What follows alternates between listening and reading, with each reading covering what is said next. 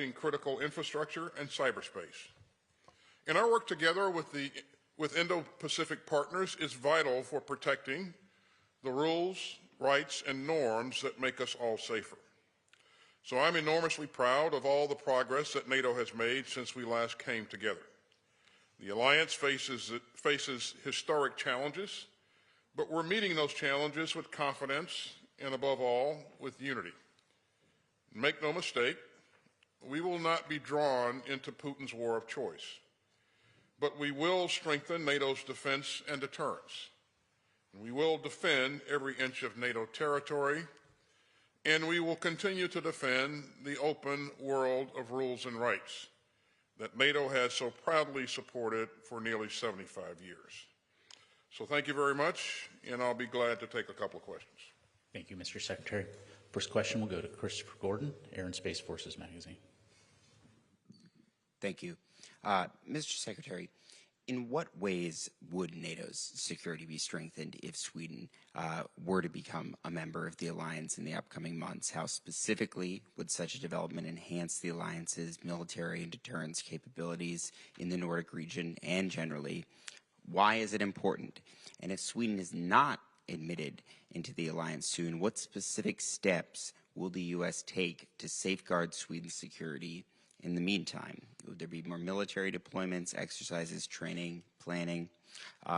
What will the U.S. do to prepare the way for Sweden's eventual integration into NATO and protect in the meantime? And if I may ask a related question, sir, did you make any headway in your meeting with Turkey today on winning support for Sweden's accession into NATO? And can the provision of F-16s to Turkey go ahead if Turkey does not agree to Sweden's accession into NATO? Hey, Chris, I lost you on about the 10th question there, but we'll try to catch up here. First of all,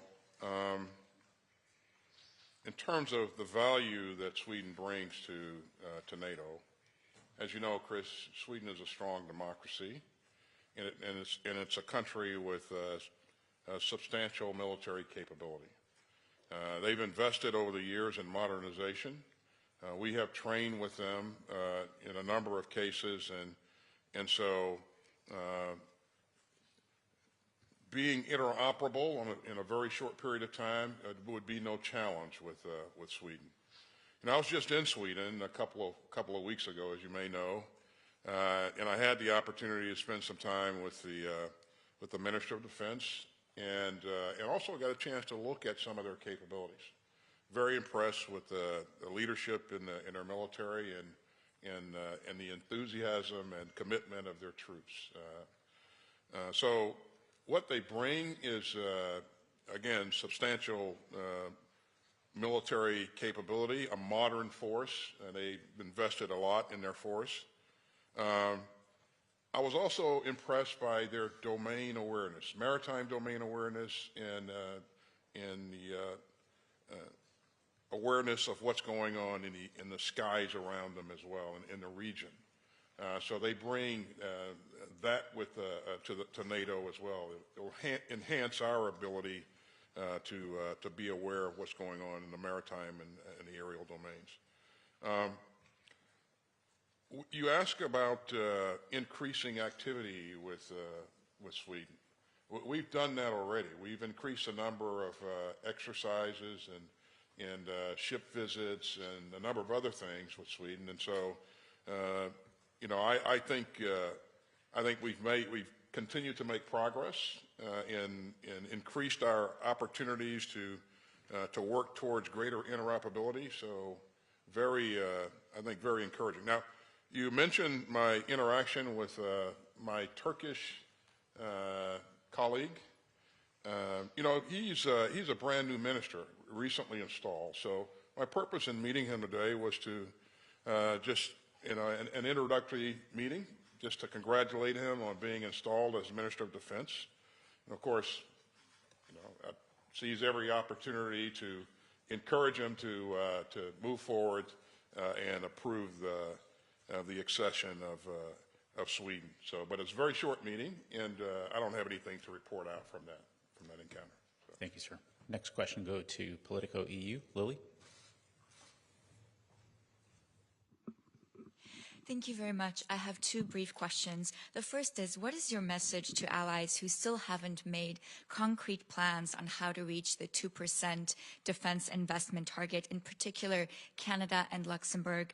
And my second question would be, there are reports that the U.S. is now in favor of waiving the membership action plan for Ukraine. Do you think that such a move would be sufficient to meet the expectations of all allies, including those allies who want a clearer path toward membership for Ukraine at the Vilnius summit? Thank you. Yeah, in terms of the action plan, I'll let the Secretary General speak specifically about that. But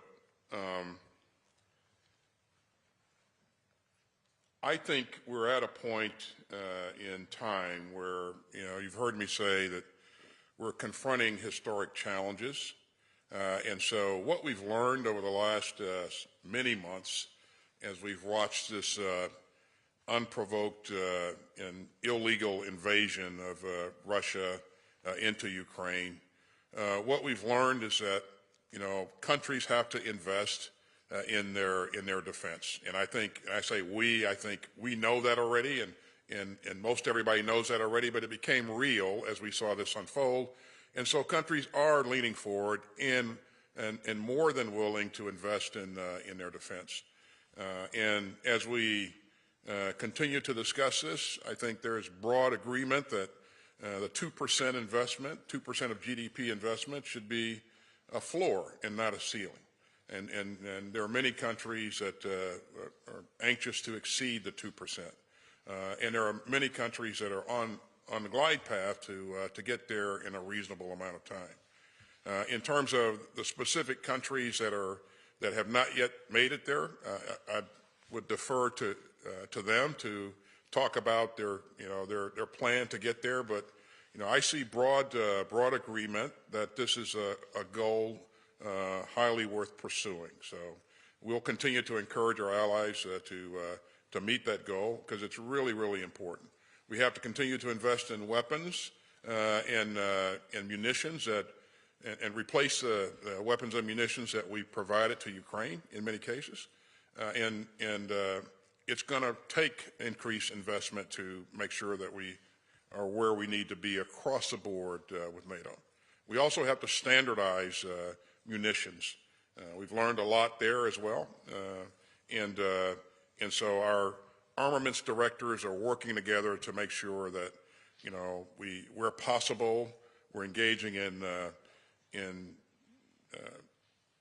joint procurement activities, and so a number of things that are really good things have transpired as a result of our efforts here. But a lot of that's taken place under the auspices of the UDCG. So. Let's go to Ellie, CBS News.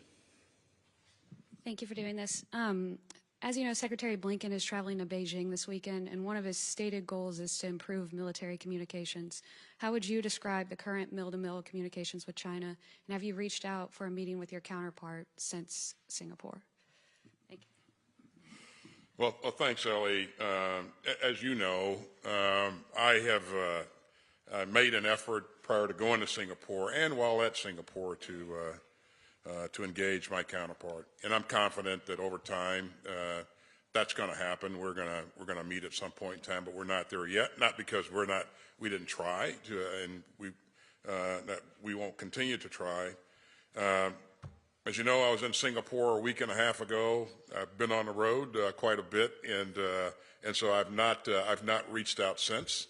But again, the door is open, and my phone line is open.